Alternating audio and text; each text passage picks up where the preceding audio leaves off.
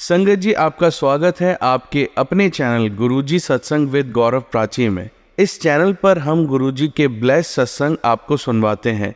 ऐसे ही सत्संग सुनने के लिए इस चैनल को सब्सक्राइब कीजिए और नोटिफिकेशन के बेल आइकन को प्रेस कीजिए, जिससे हम जब भी नए सत्संग का वीडियो अपलोड करें तो आपको उसका नोटिफिकेशन मिल जाए और आप गुरुजी के ब्लेस सत्संग सुन पाएं। तो चलिए संगत जी, आज का सत्संग स्टार्ट करते हैं। जय गुरुजी। जय गुरु जी। जय गुरु जी। शुक्राना गुरु जी, लख लख शुक्राना मेरे गुरु पाका। संगत जी, मेरा नाम आशा है। मैं 2023 में गुरु जी से जुड़ी थी। मैंने गुरु जी को पहले देखा नहीं था, मेरे पास कोई स्वरूप भी नहीं था। मैं गुरु जी को देखने के लिए बहुत तड़पती थी। मैं सबसे पूछती थी कि गुरु जी कैसे हैं, कैसे दिखते हैं। मैंने देखा ही नहीं था। मेरे पास इंस्टा पर भी मैं बहुत कोशिश करती थी, कुछ नहीं, कोई झलक नहीं दिखती थी गुरु जी को। मेरी भाभी मानती थी गुरु जी को, मैंने उनसे भी पूछा, उनके पास भी स्वरूप नहीं था। फिर मैंने गुरु जी से ऐसे ही बैठे बैठे, गुरु जी एक बार मैं आपको देखना चाहती हूँ। तो मैंने जैसे ही अपना फ़ोन खोला, इंस्टा चलाया, वैसे ही गुरु जी का एक वीडियो आया। तो मैंने देखा, मैं काफ़ी देर तक देखती रही, एकदम मेरी आँखें ऐसे भर के आ गई। मैं बहुत अच्छा लगा, बहुत खुशी हुई। गुरुजी के चेहरे पर एकदम जैसे सूरज का तेज होता है, वही चमक थी। जय गुरुजी, शुक्राना गुरुजी, मुझे अपने दर्शन ऐसे देने के लिए। मुझे पता लगा कि गुरुजी आप हो। कैसे गुरुजी होते हैं मुझे पता लगा। सॉरी संगत जी, मुझसे कोई सत्संग शेयर करने में भूल हो तो मुझे माफ़ कर देना गुरुजी, माफ़ करना संगत जी। मैं दिल्ली में रहती हूँ, मेरा नाम आशा है। तो तब मैं गुरुजी की पूजा करती थी, तो मेरे पास फिर मैसेज आते थे। जैसे मैं इंस्टा चलाती, वैसे ही मेरे को गुरुजी की वीडियो सामने आती। तो एक बार गुरुजी के चरण स्वरूप की वीडियो आई। मैं जैसे ही अपने हाथ लगाकर चरण छूती हूँ, वैसे ही वीडियो हट जाती है। मैं काफ़ी देर तक ऐसे करती रही, मैं गुरुजी के चरण नहीं छू पाई। तो मैं गुरुजी को ऐसे ही देखने लगी। मैं कहा गुरुजी, मुझसे ऐसी क्या भूल हुई, मैं आपके चरण ही नहीं छू पा रही हूँ। तो फिर दूसरे दिन जैसे मैंने इंस्टा खोला सुबह-सुबह, वही वीडियो फिर आई और फिर उसमें मैसेज मेरे लिए लिखा हुआ था कि ले पुत्र, तू मेरे चरण छूना चाहती है, अब जी भर के चरण छू ले। मैंने चरण चूमे भी और मैंने चरण छुए भी, काफ़ी देर तक मैं छूती रही। वो वीडियो हटी ही नहीं। मैं काफ़ी 5-7 मिनट तक देखती रही, वीडियो हटी नहीं। फिर मैंने अपने मत्थे से लगाया और मैंने वीडियो हटा दी। शुक्राना गुरुजी, लख लख शुक्राना। फिर ऐसे ही मुझे वीडियो आती रही और मुझे मैसेज आते रहे थे कि पुत्र, मैं तुझे जल्दी बड़े मंदिर बुलाऊंगा। मैंने मेरे सामने एक 2023 में मेरे पड़ोस में सत्संग हुआ, पहला सत्संग था मेरा वो। मैंने वहाँ गुरुजी के चोले में दर्शन किए थे। मुझे बहुत अच्छा लगा, एक मन को बहुत शांति हुई। मन अंदर से बहुत दुखी रहता था संगत जी, लेकिन गुरुजी के सत्संग में जाके बहुत अच्छा लगा। मैं वहाँ से जल प्रसाद, चाय प्रसाद सब मैंने प्रसाद खाया, तो मन बहुत अच्छा लगा। फिर मेरे सामने एक मेरी पड़ोसन रहती है, मेरी पड़ोसन की और मेरी बनती नहीं थी। तो फिर वो भी गुरुजी को मानते थे और मैं भी गुरुजी को मानती थी। तो फिर उनके सत्संग हुआ, तो फिर मेरे बेटे ने आके मुझे बताया कि मम्मी, चाची के घर में सत्संग है गुरुजी का। मेरी पड़ोसन ने सबसे बोला था, मुझे नहीं बोला था, लेकिन मैं जैसे ही मेरे बेटे ने मुझे बोला, मैं फटाफट नहाई, कपड़े चेंज किया, मैं तुरंत अपनी पड़ोसन के घर चली गई गुरुजी के सत्संग में। मुझे देख के मेरी पड़ोसन भी खुश हो गई और मैं वहाँ बैठी। मैं वहाँ बैठ के मैंने अरदास की गुरुजी सत्संग में कि एक बार तो मुझे दर्शन दो। तो गुरुजी के गद्दी के चोले में मुझे दर्शन दिए गुरुजी ने। काफ़ी देर तक मैं गुरुजी के दर्शन करती रही। वहाँ पर हमने प्रसाद वगैरह ग्रहण किया। तो फिर वहाँ पर बड़े मंदिर जाने की बात हो रही थी। मैं सबसे कह रही थी कि आंटी, आप बड़े मंदिर जाते हो तो मुझे लेके चलना प्लीज़। मैंने बड़ा मंदिर नहीं देखा, मैं कभी नहीं गई। तो फिर दूसरे तीसरे दिन ही मेरे पास मैसेज आता है कि पुत्र मैं तुझे बड़े मंदिर बुलाऊँगा, जल्दी ही बुलाऊँगा। तो फिर मेरी पड़ोसन मुझे बुलाती है कि दीदी बड़े मंदिर चलें? मैंने कहा हाँ, चलो। तो फिर हम दूसरे दिन बड़े मंदिर चले गए। तो शुक्राना गुरुजी मुझे बड़े मंदिर बुलाने के लिए और आंटी का भी लख-लख शुक्राना जो मुझे बड़े मंदिर लेके गई। तो वहाँ गए तो बड़े मंदिर जाके मन को इतना अच्छा लगा, इतना अच्छा लगा, ऐसे लगा ही नहीं कि मैं मंदिर में गई हूँ, बड़े मंदिर गई हूँ। मुझे ऐसे लगा जैसे कि मैं अपने पिता के घर पे गई हूँ। तो मेरे पास एक बार मैसेज आया था तो मैं सोचती थी कि मैं गुरुजी से क्या रिश्ता जोड़ूँ। तो फिर गुरुजी मेरे को मैसेज आया कि पुत्र तू मुझसे एक रिश्ता जोड़ ले, कोई भी रिश्ता जोड़ ले। तब मैंने पिता का रिश्ता जोड़ा। तब मेरे पास तब से लेके आज तक मेरे पास कोई भी मैसेज आते हैं संगत जी, तो पियो के नाम से ही आते हैं कि तू दुखी क्यों होंदी है? तेरा पियो है ना तेरे नाल। ऐसे करके मेरे पास मैसेज आते हैं।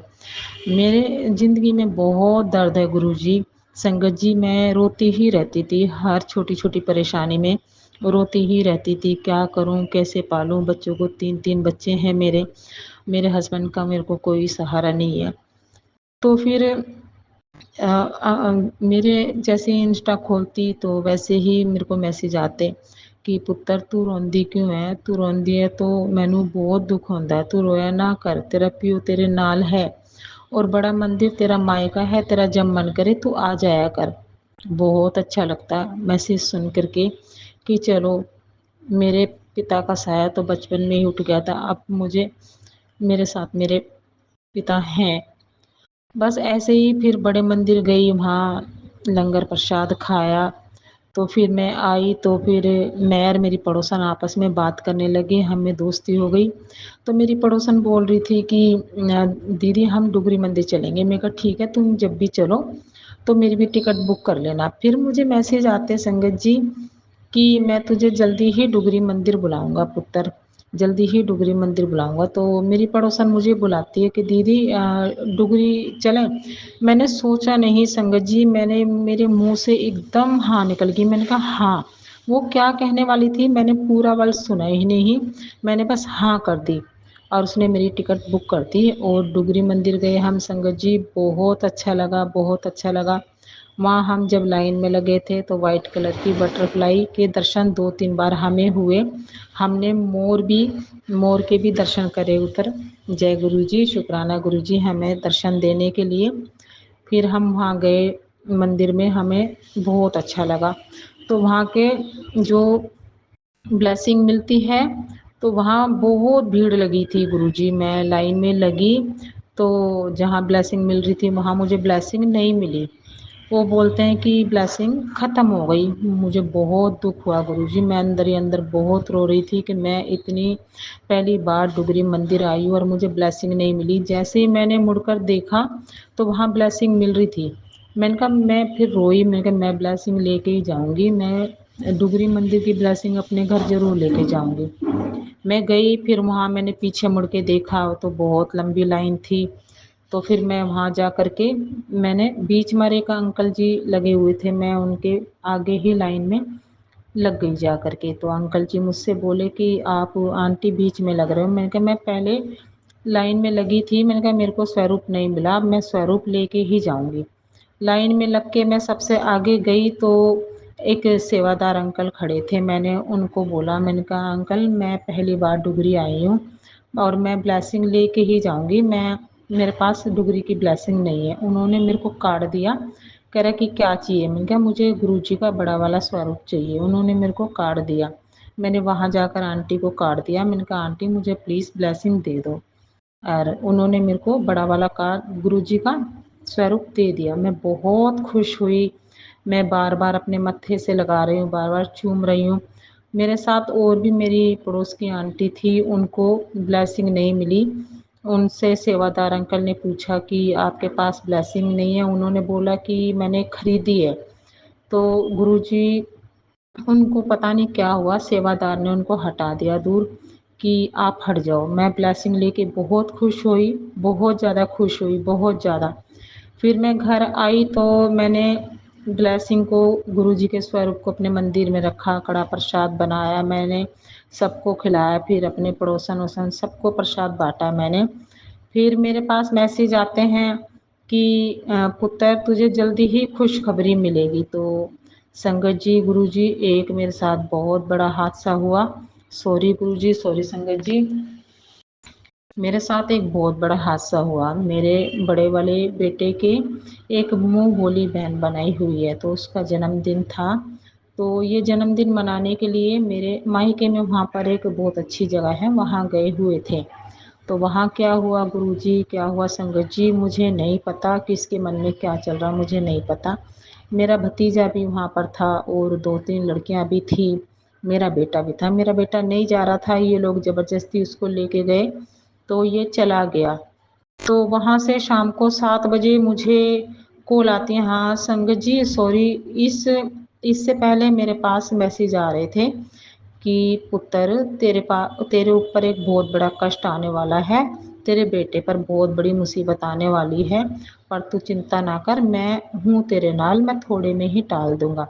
तो मेरे पास वहाँ शाम को जिस दिन बर्थडे था, मेरे पास कॉल आती है उस लड़की की, कहती है कि मम्मी अंशु भाई को सीबीआई पुलिस ने पकड़ लिया और मैं क्या करूँ? मैं संगत जी, मुझे इतना समझ ही नहीं आया 2 मिनट के लिए, मैं क्या मैंने सुना, क्या नहीं सुना, मैं क्या करूँ? कुछ समझ में नहीं आया।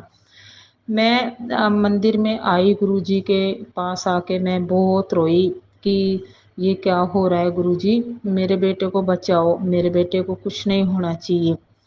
तो फिर मैं अपने बेटे के दोस्त को उठाया मैंने फटाफट, वो सोया हुआ था। हम वहाँ पहुँचे सीबीआई ऑफ़िस, वहाँ जा कर के फिर मैंने सीबीआई वालों से बात करी, मैं बहुत रो रही थी। मैं कहा मेरे बेटे ने कुछ नहीं किया, छोड़ दो। वो सीबीआई वाला भी बोल रहा था कि तुम्हारे बेटे ने कुछ नहीं किया, तुम्हारे बेटे को फँसाया जा रहा है और जो फँसा रहा है वो तुम्हारा अपना ही है।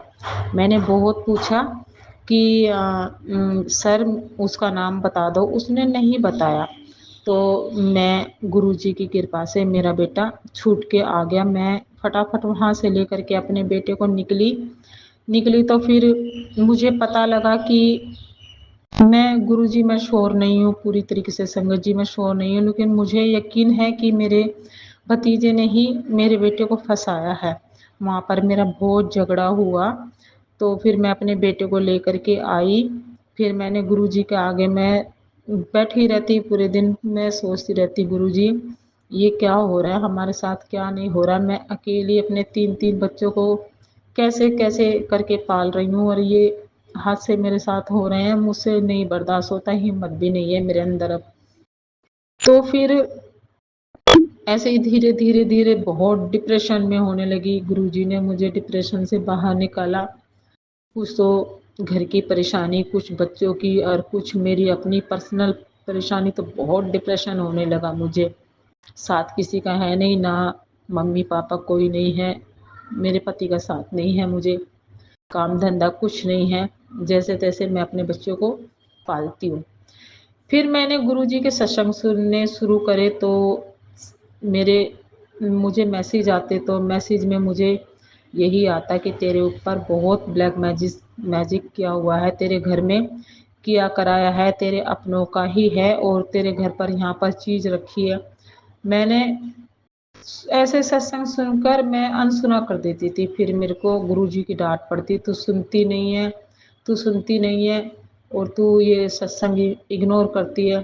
फिर मैंने सत्संग सुनने शुरू करे, जैसे-जैसे गुरुजी ने बोला मैं वैसे करती रही। मेरे घर में से बहुत कुछ निकला गुरुजी, बहुत कुछ निकला। अलमारी के लॉकर में एक मेरा 15-20 साल से एक पुराना बैग रखा हुआ था। तो मैंने घर की सफाई करी तो मैंने बहुत कुछ निकाल के फेंका घर से, काले धागे, ताबीज़, ये सब पता नहीं क्या-क्या रखा था संगत जी। मैंने सब निकाल के फेंका। एक बोझ बहुत भारी घर रहता था मेरा। एक जैसे पता नहीं कहाँ हम एक बोझ के नीचे दबे हुए हैं। उस दिन हमको थोड़ा-सा हल्का महसूस हुआ। तो फिर मैंने एक सत्संग सुना, तो एक आंटी अपना सत्संग सुनाती है कि वो गुरुजी उसको बताते हैं कि तेरे अलमारी के लॉकर में एक काला बैग रखा हुआ है, उसके अंदर कोई धागे वगैरह हैं। तो मुझे अचानक से याद आया कि मेरे लॉकर में भी एक काला बैग रखा हुआ है, बहुत काफ़ी साल से। मैंने तुरंत उठ के लॉकर खोला, वो बैग निकाला, वो बैग मैंने साफ़ किया। उसमें धागे वग़ैरह पता नहीं क्या-क्या थे गुरुजी, संगत जी सॉरी, वो मैंने सब निकाल के फेंके, कोई गिन्नी वग़ैरह पता नहीं क्या-क्या थी। तो मेरे को वैष्णो देवी से किसी आंटी ने एक फ़ोटो और चुन्नी वग़ैरह ला के दी थी। तो गुरुजी ने मेरे को मैसेज में बताया था कि वैष्णो देवी से तेरे लिए कोई गिफ्ट आया था और वो भी एक मैजिक की वजह से ही आया है, उसਨੂੰ भी घर से निकाल दे। तो वो भी मैंने संगत जी घर से निकाल दिया था। तो अभी मेरे को ये सब मैसेज नहीं आते, लेकिन हाँ मेरे को ये काला जादू के मैसेज अभी भी आते हैं कि तेरे ऊपर है। तो मेरे को गुरुजी पर पूरा विश्वास है कि मेरा ये भी सब गुरुजी सब ख़त्म कर देंगे। तो अभी मैं बहुत गुरुजी की कृपा से अभी बहुत अच्छे से हूँ मैं। बस गुरुजी से एक ही अरदास करती हूँ, गुरुजी आपकी बेटी को काम की ज़रूरत है, कोई काम मेरा लगवा दो ताकि मैं अपने बच्चों के लिए कुछ कर सकूँ। तो यहीं पर मैं अपना सत्संग समाप्त करती हूँ। सत्संग तो बहुत सारे हैं संगत जी, लेकिन मैं धीरे-धीरे अभी सब शेयर करूँगी। गुरुजी ने बहुत कृपा की है मेरे ऊपर। ये सत्संग मैं यहीं समाप्त करती हूँ। ओम नमः शिवाय, शिव जी सदा सहाय। ओम नमः शिवाय, गुरुजी सदा सहाय। आज गुरु पूर्णिमा है, मैं अपना पहला सत्संग शेयर कर पाई हूँ गुरुजी। शुक्राना गुरुजी, लख-लख शुक्राना गुरुजी। जय गुरुजी, जय, जय गुरुजी। जय गुरु जी, जय गुरु जी संगत जी। मैं अपना ये दूसरा सत्संग शेयर करना चाहती हूँ। मैं अपना पहला सत्संग गुरु पूर्णिमा पे शेयर कर चुकी थी। वो मेरे पहले सत्संग की कुछ बातें रह गई हैं जो मैं अभी दूसरे सत्संग में बताना चाहती हूँ। मैंने बताया था पहले सत्संग में कि मेरे बेटे को सीबीआई ने पकड़ लिया था। जब मैं सीबीआई के अपने बेटे को छुड़ा कर के आ रही थी, तो बस में खिड़की से एक बटरफ्लाई आती है और आके मेरे हाथ पर बैठ जाती है। जैसे ही मैं उस बटरफ्लाई को देखती हूँ, येलो कलर की होती है, तो बस मेरे दिल से एक ही आवाज़ निकलती है कि जय गुरुजी आप आ गए। और मैं बहुत खुश होती हूँ बटरफ्लाई को देख के। जितनी भी मेरी बातें होती हैं मैं बस सब गुरुजी से, बटरफ्लाई से सब कह देती हूँ कि गुरुजी मेरे साथ ये क्या हो रहा है, कौन कर रहा है, कौन नहीं कर रहा है, जो भी कर रहा है आप प्लीज़ उनसे हमें दूर कीजिए। हमें नहीं पता कौन कर रहा है, कौन नहीं कर रहा है। गुरुजी मेरे और मेरे बेटे के बच्चों की रक्षा कीजिए बस। तो जब मैं काफ़ी देर तक बैठी रहती हूँ, वो बटरफ्लाई मेरे हाथ पर ही बैठी रहती है। बस वो मुझे देखती रहती है गुरुजी, और मैं बटरफ्लाई को देखती रहती हूँ। तो मुझे कुछ नहीं पता था मैं कहाँ जा रही हूँ, कहाँ नहीं जा रही हूँ। जब वो बटरफ्लाई मेरे हाथ पर आके बैठती है, तो तब मुझे ध्यान आता है कि हाँ, अभी मैं अपने घर जा रही हूँ। और काफ़ी देर तक बस वो बटरफ्लाई मेरे हाथ पर ही बैठी रहती है। तब मेरा घर, मैं देखती हूँ बाहर तो मेरा घर आने वाला हो रहा होता है। तब मैं खिड़की से अपना हाथ बाहर निकालती हूँ और मैं बोलती हूँ कि गुरुजी अभी आप जाओ, तो बटरफ्लाई चली जाती है, उड़ जाती है। मैं अपने घर आती हूँ संगत जी। मैं आके पहले गुरुजी के सामने ही मत्था टेकती हूँ। मैं बोलती हूँ कि गुरुजी, जय गुरुजी, मैं ये क्या हो रहा है गुरुजी मेरे साथ? मुझे कुछ नहीं पता, आप प्लीज़ हमारी रक्षा कीजिए, हमें बचाइए। बस संगत जी बहुत डिप्रेशन था, बहुत ना कुछ खाने का पीने का कुछ मन नहीं था। बस मैं कहाँ हूँ मुझे कुछ नहीं पता था, बच्चों पर भी ध्यान नहीं था। बस एक ही बात मेरे दिमाग में चल रही थी कि ये सब मेरे बेटे के साथ क्या हो रहा है। बेटे से पूछती हूँ, बेटा कहता है कि मम्मी मैंने तो कुछ नहीं किया, मुझे नहीं पता ये सब कौन कर रहा है और क्या हो रहा है, मुझे नहीं पता। मैं बस इतनी डर गई थी। मैं दिन रात गुरुजी से एक ही अरदास करने लगी कि गुरुजी हमारी मदद करो। मैं रात को सोती हूँ गुरुजी, तो मैं कुछ जगी होती हूँ, कुछ सोई होती हूँ। तो मुझे एक सपना दिखता है कि एक गुरुजी का स्वरूप है जो कॉफ़ी कलर का चोला गुरुजी ने पहना है, कॉफ़ी कलर का और क्रीम से कलर का। तो वो स्वरूप मुझे बहुत पसंद है। तो एक आंटी का सत्संग सुना था मैंने कि उनके घर में वही स्वरूप लगा होता है, तो आंटी बहुत परेशान होती है तो वो स्वरूप गिर जाता है। और पूरा कांच का टूट जाता है संगत जी। तो वही सपना मुझे भी उस रात को दिखा। तो मेरी एकदम आँख खुली, मैं बहुत रो रही थी कि ये क्या हो गया, स्वरूप टूट गया गुरुजी का। जबकि संगत जी मेरे घर में गुरुजी का स्वरूप था, लेकिन छोटा था, लेकिन काँच का स्वरूप नहीं था। और जो सपने में मुझे स्वरूप दिखा वो भी मेरे घर में नहीं था संगत जी। तो फिर मैं सुबह उठी तो मैं सोचती रही कि ये क्या हो रहा, मुझे नहीं पता था ये सपने का क्या मतलब है, क्या नहीं, मुझे नहीं पता संगत जी। तो सॉरी गुरुजी, सॉरी संगत जी। तो फिर एक आंटी है, वो सब जानती है, तो मुझे सत्संग में मिली थी, तो मैंने उनके पास फ़ोन किया कि रितु आंटी, मुझे ये सब ऐसे-ऐसे दिखा है। तो वो मुझे बताती है कि आंटी, आपके ऊपर कोई बहुत बड़ी मुसीबत आई थी जो गुरुजी ने अपने ऊपर ले ली। और गुरुजी, संगत जी, मुझे अच्छा भी लगा कि गुरुजी ने मेरी परेशानी दूर कर दी, और मुझे बुरा भी लगा, दुःख भी लगा कि भी गुरुजी हमारी परेशानी अपने ऊपर लेते हैं। तो जैसे हमें कष्ट होता है ऐसे गुरुजी को भी कष्ट होता होगा, पर क्या करें हम। तो सॉरी गुरुजी। तो मेरी वो परेशानी फिर धीरे-धीरे दूर होती चली गई। फिर मैं क्या था गुरुजी, संगत जी, मुझे फिर गुरुजी का मैसेज आता, मैंने गुरुजी का शुक्राना करा। फिर मुझे मैसेज आते कि पुत्र शुक्राना शेयर कर। मुझे नहीं पता था कि भई शुक्राना शेयर मैं करना चाहती हूँ, शुक्राना शेयर करना चाहती हूँ, तभी मुझे पता नहीं ऐसे जैसे मुझे कोई रोक रहा है। मैं गुरुजी के आगे अरदास करती हूँ, गुरुजी मैं कोशिश करती हूँ शुक्राना शेयर करने की, पर मुझसे हो ही नहीं रहा है। आप अपनी बेटी का हाथ पकड़ के शुक्राना शेयर कराओ। तो आज बड़ी हिम्मत जुटा कर के मैंने शुक्राना शेयर किया है। वो भी गुरुजी की डाँट मुझे पड़ रही थी कि पुत्र शुक्राना शेयर कर, जब तक तू शुक्राना शेयर नहीं करेगी तो तेरा कुछ नहीं हो सकता। तो सॉरी संगत जी, गुरुजी, मैं आज अपना शुक्राना शेयर कर रही हूँ। तो मुझसे कोई भूल हो गई हो तो माफ़ कर देना गुरु संगत जी, माफ़ कर देना गुरुजी। मेरा ये सत्संग बहुत लंबा होता जा रहा है, मैं अपने सत्संग को यहीं पे समाप्त करती हूँ। जय गुरुजी। ओम नमः शिवाय, शिव जी सदा सहाय। ओम नमः शिवाय, गुरुजी सदा सहाय। सॉरी गुरुजी, कोई भूल हो गई हो तो मुझे माफ़ कर देना, माफ़ कर देना संगत जी। जय गुरुजी, जय गुरुजी संगत जी। मेरा नाम आशा है, मैं दिल्ली से बोल रही हूँ। मैं अपना शुक्राना सत्संग शेयर करना चाहती हूँ। मैं आज 30 जुलाई है, मैं अभी कई 5 मिनट पहले का ही सत्संग शेयर करना चाहती हूँ। मैं अभी बैठी हुई थी तो मैं बहुत परेशान थी, काफ़ी दिनों से परेशानी चल रही है, दिमाग में एक टेंशन थी। तो मैं ऐसी भविष्यवाणी देख रही थी अपने फ़ोन पर।